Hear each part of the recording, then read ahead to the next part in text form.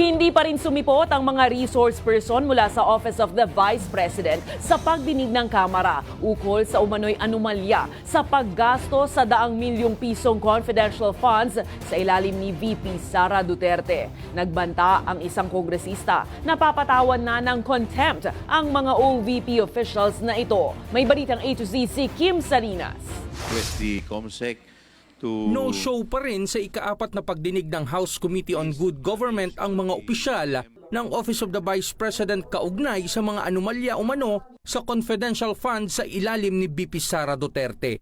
Ayon sa mga mambabatas, tila hindi ginagalang ang ginagawang pagdinig ng Kamara. I would assume that if all of these are connected with the Vice President, it is the Vice President herself that asked them not to attend this hearing. Dumalo sa pagdinig ang dating DepEd spokesperson ni VP Sara na si Attorney Michael Powa pero sinabi niyang wala na siyang koneksyon sa OBP. I would like to inform the Honorable Committee that I am no longer connected po with the Office of the Vice President. Not even as a spokesman. Wala na rin po ako as spokesperson. Kaya giit ngayon ni Representative Joel Chua kay VP Sara at kanyang mga tauhan, Marahil, mas makabubuting kung sa halip na mag-presscon ay dumalo na lamang sa ating mga pagdinig upang harapin ang mga katanungang ito under oath kabilang ang kanyang mga tauhan. kaya binantaan na ng mga kongresista ang naturang mga opisyal ng OBP. May I respectfully move na lang, Mr. Chairman, to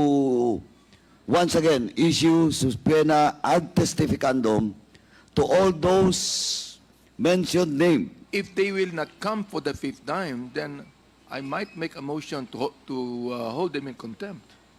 Because this is the 4th time.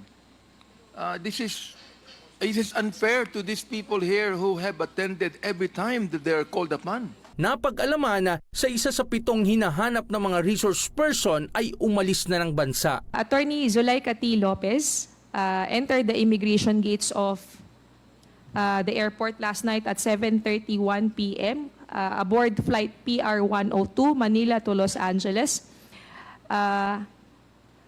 But the rest are still in the Philippines. Batay sa Commission on Audit Records, ginastos umano ng Office of the Vice President ang 125 million pesos na confidential funds noong 2022 sa loob lamang ng 11 araw. Pero una nang iginiit ni VP Sara na walang anomalya rito.